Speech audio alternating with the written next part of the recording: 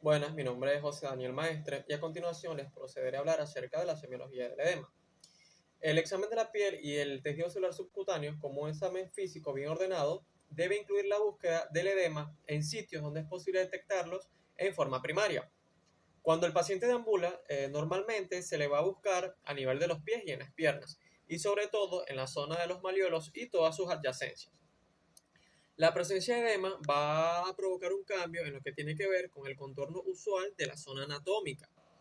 En estos sitios en los que existe un plano rígido, óseo, maleolos o tibias, cercano, la impronta del dedo índice del operador aplicado con cierta presión sobre la superficie cutánea durante unos segundos nos va a permitir reconocer al retirarlo la existencia de una depresión, que esto se va a conocer como signo de la fobia o del Godet, que persistirá durante algún tiempo y que indica la existencia del edema. Cabe destacar, y es muy importante, que cuando el paciente está en cama, la investigación se efectuará del mismo modo, pero en este caso sobre la región sacra. La elección de estos lugares para la realización del examen se fundamenta en que cuando la causa del edema es general, las zonas en declive son las primeras que registran la acumulación líquida. Por otra parte, en edemas muy importantes, estos avanzan hacia las piernas y hacia los muslos. Y en aquellos pacientes con desequilibrios hidrosalinos graves que están en cama, en lo que tiene que ver con el dorso y los flancos del tronco, son los sitios selectivos para la búsqueda. En estos casos, la exploración en dichos muslos y flancos debe hacerse tomando un grueso pliegue cutáneo con una o las dos manos entre el pulgar y el índice, y luego de algunos segundos al soltarlo suavemente se pondrá en evidencia la depresión ejercida, que tiene el mismo significado de la fobia o del signo del Godet anteriormente descrito. Es de mucha importancia mencionar que la magnitud del edema se puede medir por el grado de depresión que pueda provocarse y el tiempo de recuperación de la forma. Vamos a tener una clasificación del edema de acuerdo a su magnitud. Principalmente tenemos el grado 1. En este grado 1 se puede describir una leve depresión sin distorsión visible del contorno y una desaparición casi instantánea. Vamos a tener el grado 2. Acá podemos encontrar una depresión de hasta 4 milímetros y va a desaparecer en 15 segundos aproximadamente. Tenemos de grado 3, hay una depresión de hasta 6 milímetros y una recuperación de forma en un minuto aproximadamente. Tenemos el grado 4, esta va a abarcar una depresión profunda hasta de 1 centímetro con una persistencia de hasta 2 a 5 minutos. Aunado a ello, es importante destacar que cuando el edema es producido por causas generales se hace evidente y asimismo denota la existencia de una acumulación corporal de líquido intersticial superior al 20%, lo que equivale a una retención de agua y de sal aproximadamente de 3,5 a 5 litros. En la etapa previa, la acumulación hídrica solo puede registrarse por un aumento de peso de causa injustificada. En este periodo previo sin edema, es decir, un edema oculto, y también en el seguimiento clínico de los pacientes con trastornos edematosos, es fundamental la pesada diaria, en la que toda variación del peso corporal de 1 kilogramo o mayor debe hacer sospechar al médico o especialista acerca de una acumulación de líquido. Seguidamente, existen también edemas de causas generales que tienden a manifestarse en principio no en zonas de declive, sino en regiones corporales en las cuales la laxitud de la dermis y del tejido celular va a favorecer lo que tiene que ver con la acumulación de líquido. Por ejemplo, los párpados y las conjuntivas. En los edemas de causa locales, el examen se efectuará en el sitio donde se produzca. El examen propiamente dicho va a comprender, además de la búsqueda del signo del Godet o de la fobia, el estudio de sus características semiológicas intrínsecas, las cuales van a estar representadas principalmente por una distribución corporal. Aquí se va a evaluar simetría o asimetría y una localización inicial. Visualización del color de la piel, rojo, blanco o azul. Registro de su temperatura normal, como el resto de la superficie cutánea, caliente o fría. Vamos a tener el aspecto de la piel fina y lustrosa en los agudos y con fibrosis y pigmentación en los casos crónicos. Vamos a tener también una coexistencia de dolor que va a ser frecuente en aquellos edemas inflamatorios y una consistencia duro en los casos muy crónicos. Hallazgo de patología cutánea en la misma zona.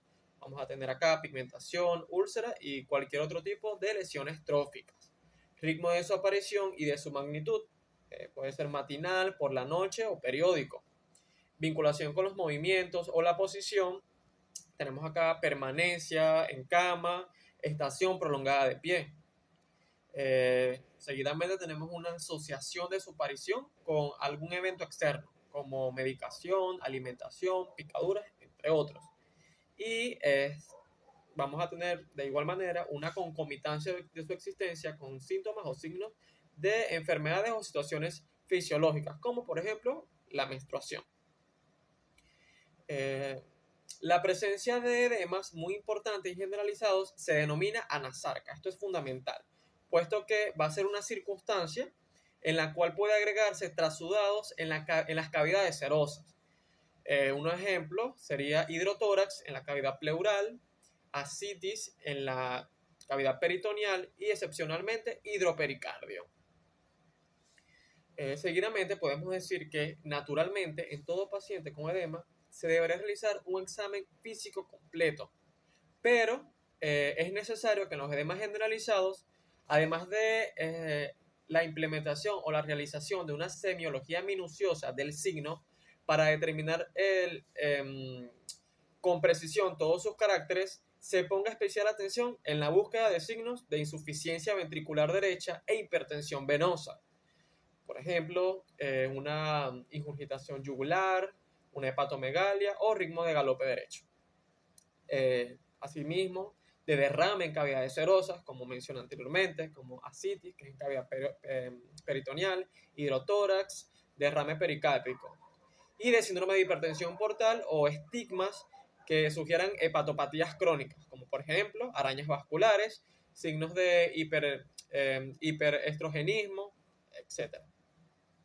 Ante un paciente con un edema generalizado, además del examen físico, conviene realizar rutinariamente una serie de procedimientos, entre ellos el registro del peso, el registro de su peso diario, la medición de la diuresis de 24 horas, el ionograma plasmático y urinario, albuminemia y búsqueda de proteinuria, asimismo como el estudio con lo que tiene que ver con el sedimento urinario.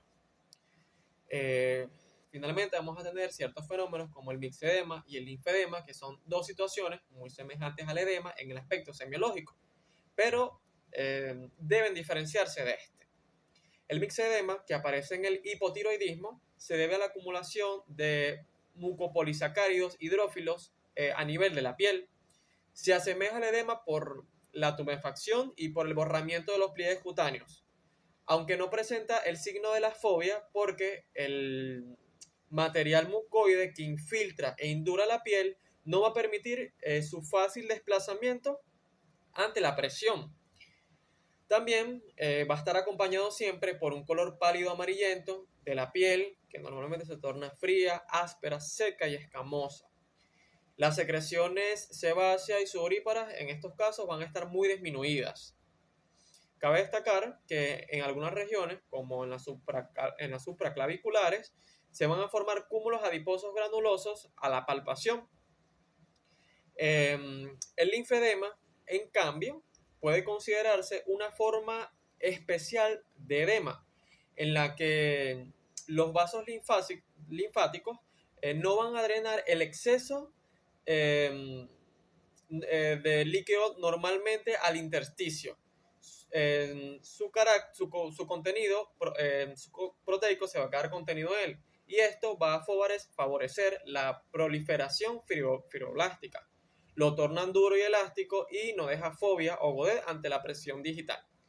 Existen linfedemas también, primarios de carácter familiar, estos suelen ser raros, y secundarios mucho más frecuentes, debido, por ejemplo, a restricciones quirúrgicas y procesos inflamatorios reiterados que van a conducir a una obliteración linfática.